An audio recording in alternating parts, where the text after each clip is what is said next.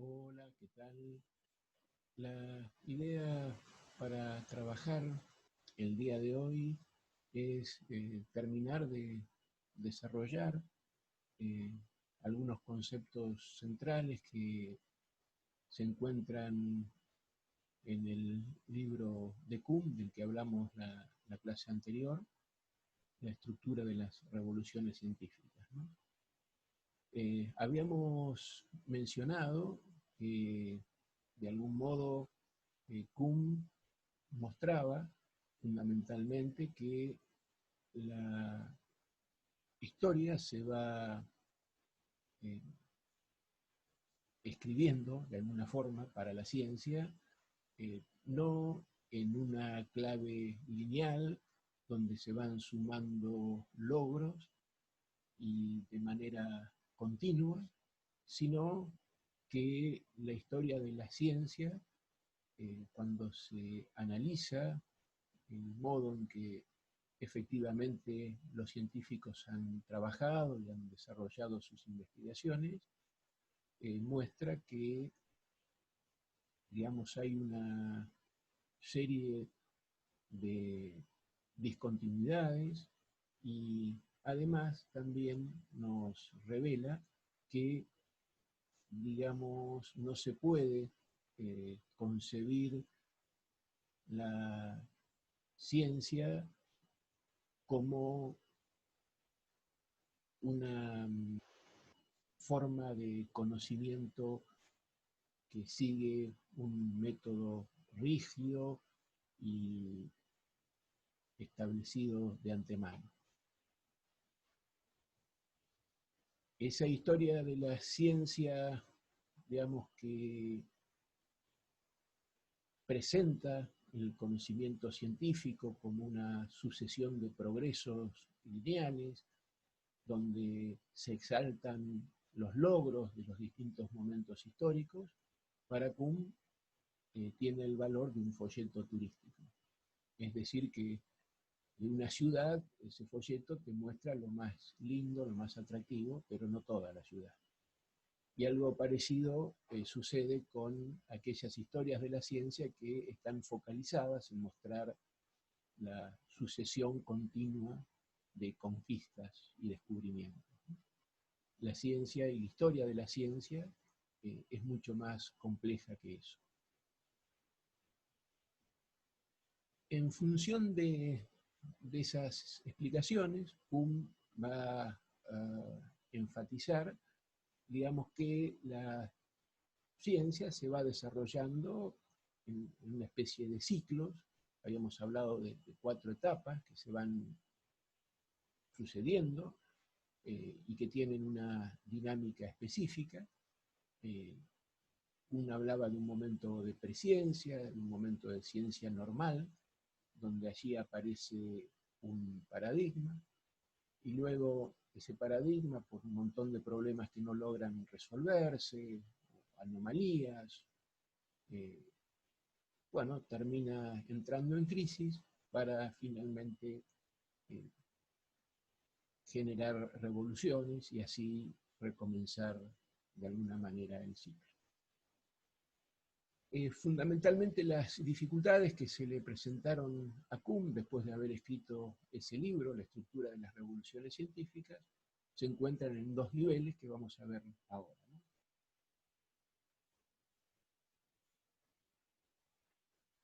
En un, es decir, que de ese libro tan interesante y tan fuerte y tan impactante para la comunidad científica de su momento, digamos, pueden reconocer al menos 2 grandes dificultades, ¿no?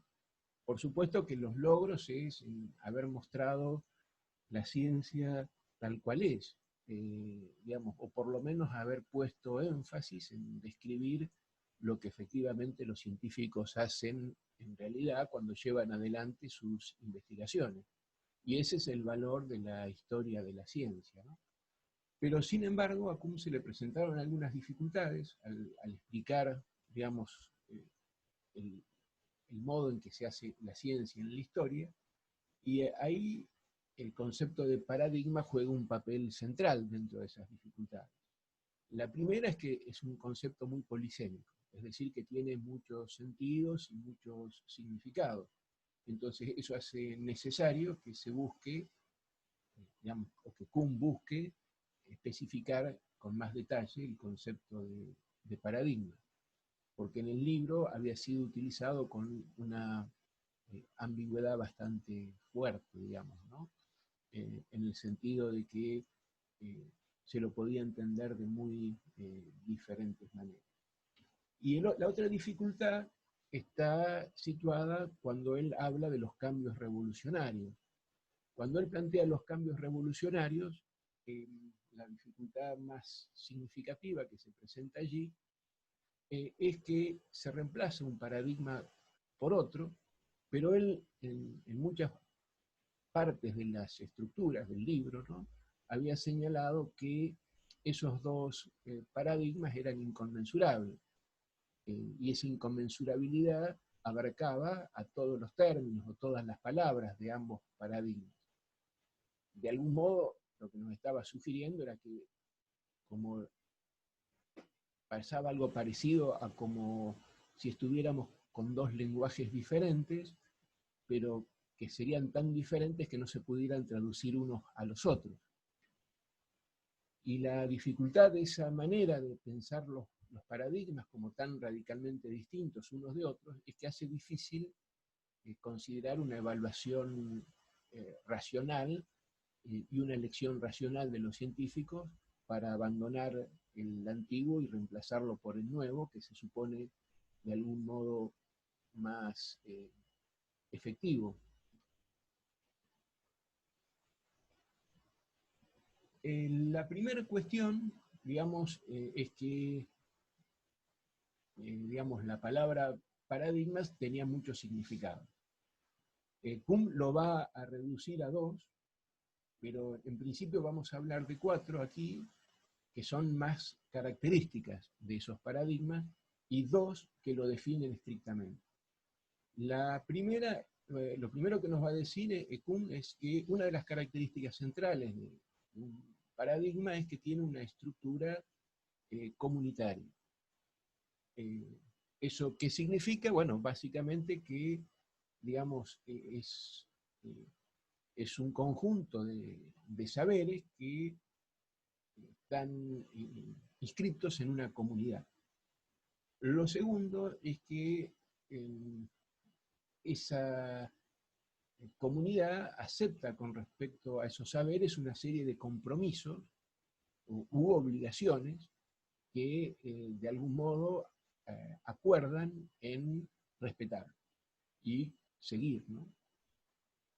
La tercera es que de algún modo, y esta es una de las más relevantes, es que el paradigma siempre hace referencia a una investigación pionera en la cual se resuelve un problema clave y que se vuelve un ejemplo para que todos los demás investigadores la sigan para resolver problemas de naturaleza semejante, ¿no? Y cuarto, por supuesto, es que se trata de un conocimiento racional.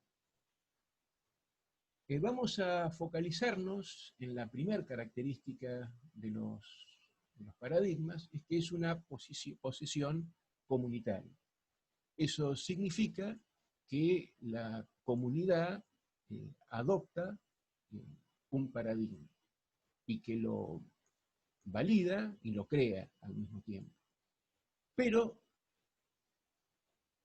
Kuhn nos marca también que los miembros de esa comunidad van a ser formados por el paradigma. Entonces aquí hay un doble juego, ¿no? Por un lado, los científicos validan el paradigma y lo producen y lo enriquecen, pero por otro lado, los científicos en cierta manera son un resultado de ese paradigma, porque el paradigma los forma, los constituye a través de universidades, de sistemas educativos, y incluso los distintos grupos de pertenencia de los científicos, ¿no? Otra característica que tiene el paradigma como parte de una comunidad, básicamente es que los practicantes de una ciencia, digamos, van a considerar que, digamos, ese paradigma les suministra a ellos todas las herramientas necesarias como para resolver los problemas. En cierta forma, lo que podemos decir es que, digamos, el paradigma gobierna a los practicantes o a los investigadores, ¿no? Y los gobierna en la medida en que inspira en ellos una determinada fe en que, siguiendo las reglas que están estipuladas por ese paradigma, van a ser capaces de identificar los problemas y resolverlos. Y finalmente, además de esta capacidad de identificar los problemas, de resolverlos que presenta los paradigmas, también como dan las claves para, digamos, que todos los miembros se mantengan unificados, ¿no? Es decir, el paradigma, en líneas generales, es lo que permite unificar a la comunidad de científicos, ¿no? Y recuerden también es que el paradigma, en cierta manera, configura o constituye esas comunidades, porque antes de la aparición de un paradigma, lo que había era distintos grupos que estaban discutiendo unos con otros ante los mismos hechos. Entonces, el paradigma, como parte de una comunidad, lo que logra es unificar a un conjunto de personas que antes estaban separadas por distintas teorías que sostenían cosas opuestas entre sí.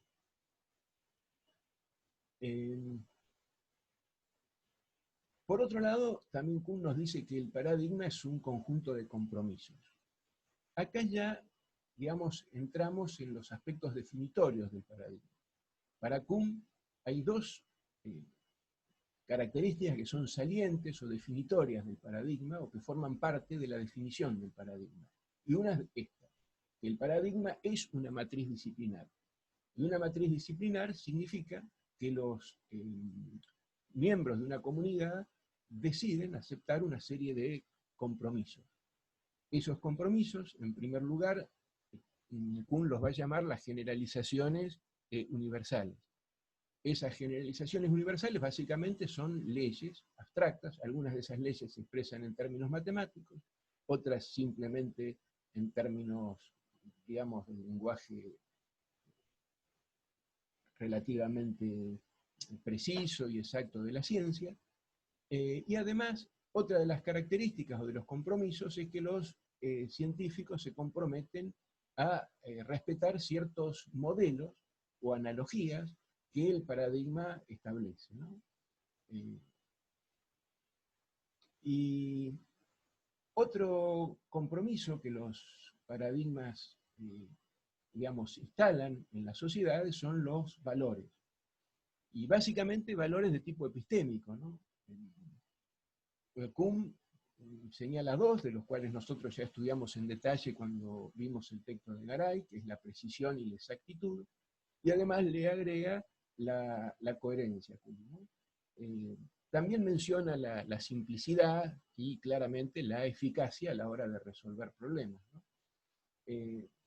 Pero estos serían como valores epistémicos que compartirían todos los miembros del paradigma, y en general también todos los miembros de un paradigma consideran algunas investigaciones que van a desempeñar el lugar de ejemplo, donde todos los demás van a ir siguiendo esos pasos, ¿no? Fíjense que Kuhn, cuando habla de matriz disciplinar, de un paradigma, ya estamos entrando en los aspectos definitorios. Un paradigma es una matriz disciplinar, y esa matriz disciplinar está compuesta básicamente por, digamos, generalizaciones simbólicas, por modelos y por valores. Y al mismo tiempo por investigaciones ejemplares que los demás, que todos los miembros de esa comunidad van a seguir. Son cosas que los científicos se sienten obligados a respetar, a cuidar y a mantener, más allá de lo que suceda en la realidad, ¿se entiende? O sea, más allá de las dificultades que puedan enfrentar la realidad. Porque ellos, los científicos, los investigadores, van a enfrentar esas dificultades con ese marco o con ese cuadro conceptual que va a implicar toda esa serie de compromisos que ya tienen de antemano los investigadores y que funcionan como, digamos, la matriz disciplinar. Y después el otro elemento definitorio de un paradigma es que el paradigma se lo puede pensar como un ejemplar, digamos. Y un ejemplar básicamente lo que hace referencia es, algo ya dijimos en la parte anterior, es a una investigación que se considera como pionera y en la cual, digamos, ha habido un científico que ha utilizado una cierta técnica, una cierta estrategia a la hora de enfrentar y resolver un problema que la hace digna de ser imitada por todos los miembros de esa comunidad. En ese punto, digamos, esa investigación ejemplar va a ser conocida por todos los miembros de esa comunidad y los representantes de ese paradigma, y además, digamos, van a tratar de algún modo, amoldarse a esas estrategias que se utilizaron en esa investigación pionera o digamos, que se considera digna de imitar, ¿no? Obviamente que para llevar adelante eso, los científicos tienen que contar con una cierta intuición. Esa intuición tiene que ver con la posibilidad de identificar, digamos, en la realidad en la que ellos están viviendo, la situación de forma tal que pueda ser aplicado en la estrategia de investigación que propone el ejemplar. ¿Se entiende? O sea, porque, qué sé yo, supongamos, ¿no? Galileo hizo sus estudios sobre la caída de los cuerpos. Y esas investigaciones de Galileo, con todas sus variaciones y sus mediciones y su sistematicidad, se va a convertir en un ejemplo para todos los demás científicos. Pero por ahí van a estudiar, digamos, campos de la realidad que no son estrictamente el movimiento de esferas, por ejemplo, que era lo que principalmente estudiaba Galileo, sino que va a estudiar el movimiento de otros cuerpos o incluso de otro tipo de materiales ajenos a los que siquiera había imaginado Galileo. Entonces, allí lo que el científico tiene que contar es con una intuición para poder aplicar esa investigación ejemplar al caso particular o al problema particular con el cual el científico se enfrenta. Algunos vieron que, digamos, si se exalta demasiado la intuición, entonces se pierde la racionalidad de los paradigmas. Kuhn lo que señala es que eso no sería del todo así, porque la intuición que le permitiría identificar aquello que es trasladable de esa investigación ejemplar a todas las otras investigaciones y la capacidad para reconocer en qué casos esa investigación se puede volver a aplicar con las modificaciones pertinentes y en qué casos no, digamos, forma parte también de la estructura misma del paradigma y de la racionalidad propia del paradigma. Es decir, si bien los científicos tienen que contar con cierta intuición, esa intuición va a estar subordinada a la racionalidad del paradigma. Con esto, de algún modo, Kuhn resuelve el problema de la precisión del paradigma, ¿no? Porque, en cierta forma, el paradigma proporcionaría, digamos, o podría definirse básicamente como una matriz disciplinar y como un ejemplar, que a su vez va a estar representado por una comunidad y que además va a tener ciertos conocimientos que siguen un orden relativamente racional. Una vez definido y precisado con mayor claridad el concepto de paradigma, se encuentra con el otro problema, que es el problema de la evaluación de los paradigmas cuando se produce el cambio revolucionario. Digamos, en las estructuras, Kuhn había hablado de que se producía una inconmensurabilidad total, es decir, que todas las palabras del paradigma antiguo iban a tener un significado totalmente distinto en el paradigma nuevo, de modo que, digamos, serían ambos paradigmas imposibles de traducir el uno al otro. La solución que encuentra aquí nace de una de las definiciones que da Kuhn de la matriz disciplinar. Recuerden que dentro de la matriz disciplinar nos encontrábamos con los valores epistémicos. Y los valores epistémicos serían aquellos ideales que todos los científicos aspirarían a tener, más allá de que sean representantes del paradigma, por ejemplo, geocéntrico o heliocéntrico. Entonces, digamos, habría entre los paradigmas una zona o un sector que ya no sería inconmensurable y es compartido por todos. Estaría dado por estos valores. Entonces, a partir de esa zona, que estaría dada por los valores epistémicos y que estaría formando parte de la matriz disciplinar, digamos, se podría, digamos, evaluar los dos paradigmas incompatibles. ¿Por qué? Porque los paradigmas serían intraductibles el uno al otro, salvo en los valores epistémicos. Entonces, si el paradigma heliocéntrico es más preciso que el geocéntrico, o es más exacto, o es más coherente que el geocéntrico, entonces los científicos racionalmente van a rechazar el paradigma geocéntrico y van a aceptar el heliocéntrico. En el fondo, la idea que tiene Kuhn es que la mayor parte del tiempo la investigación científica se realiza en el campo de la ciencia normal, y la ciencia normal es la coexistencia de un montón de investigadores trabajando y regando un mismo paradigma para hacerlo crecer. Por supuesto que en ese regar el paradigma, en ese hacer crecer ese paradigma, va a haber diversidad de investigadores que están trabajando y va a haber también distintos campos, que serían como las distintas regaderas, ¿no?, con las cuales se pretende hacer crecer ese paradigma, ¿no? Así que bueno, esta es un poco la tesis que nos propone Kuhn.